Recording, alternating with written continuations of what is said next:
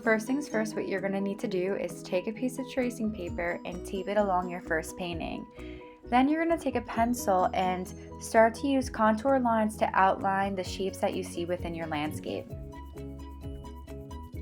Then you're going to take that piece of tracing paper and flip it over onto the back side and go over those contour lines.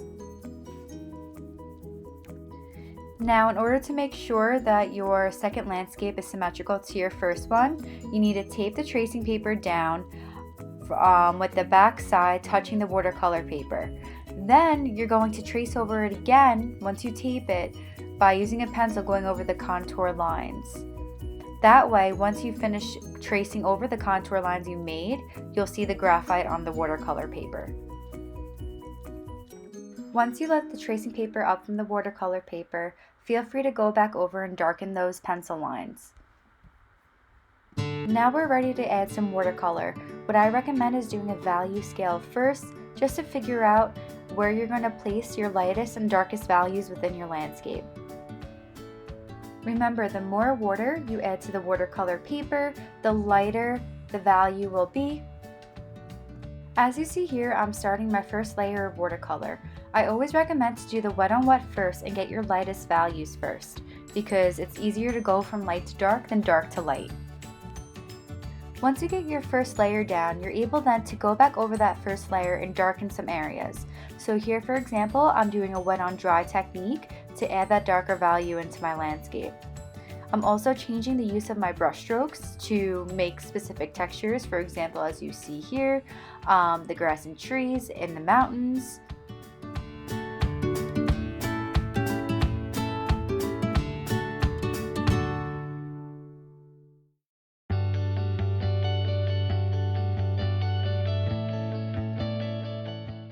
As you see here, now I am applying the wet on wet technique to my sky, which simply is wetting the paper without any color, then going back into that wet area and adding the watercolor paint. That way I can create my lightest value when using my watercolor. As you start to see, I'm doing the graded wash technique with my sky, going from dark to light to create a gradation shift of values. As we let both of our watercolor landscape paintings dry, you're going to measure 1-inch margins on the 5x14 paper given to you. Once you make dashes to indicate the 1-inch margins, just make sure to make vertical lines going straight down. That way we know when we cut the landscape strips into the spaces, they're going to fit perfectly. After you finish making the vertical lines to indicate each strip, you're going to now label them. So for example, we are using 2 different watercolor landscape paintings, one that's blue and one that's orange. So as you see here, I'm doing 1B, 2B, labeling it every other space. Then in the spaces that I left blank, I'm going to label the second painting. So my second painting is orange, so I'm doing 1O, 2O, 3O, 4O, every other space. Once your paintings are dry, then you need to create 1-inch margins on your landscapes, similar to how you measured and labeled your 5x14 paper. Then you will label your landscapes counting backwards. That way when you cut and paste the strips later on, your painting won't be pasted on the longer piece of paper going in the opposite direction.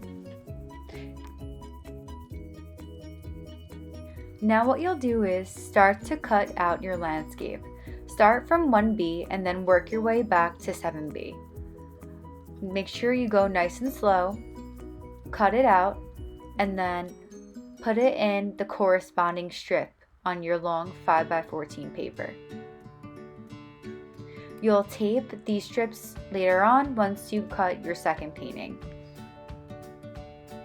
Here you'll see I am now measuring 1-inch margins on my second landscape painting and labeling them, going from 7 to 1. Remember always to go backwards.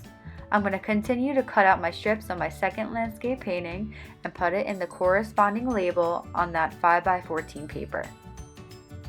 When I'm finished, I'm then going to use tape to tape down each strip onto the 5x14 paper.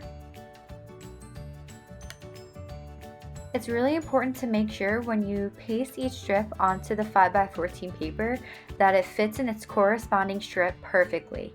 That way you don't have any issues later on when folding your Agamograph. Now you're probably thinking why I'm not using a glue stick for this part. That's because if I use tape, I'm able to move and change my strips if I didn't put them down correctly the first time. Continue to paste each strip into its corresponding spot on the 5x14 paper. Once you have pasted each strip onto the 5x14 paper, what you're going to then do is fold your landscapes into an accordion style. Simply make sure you fold it every inch and that the landscape part always faces up every time you flip back and forth. Once you're done, just double check to make sure the kinetic aspect of the project works simply by moving your paper from different perspectives to make sure you could see one landscape one way and one landscape the other way. And that's it.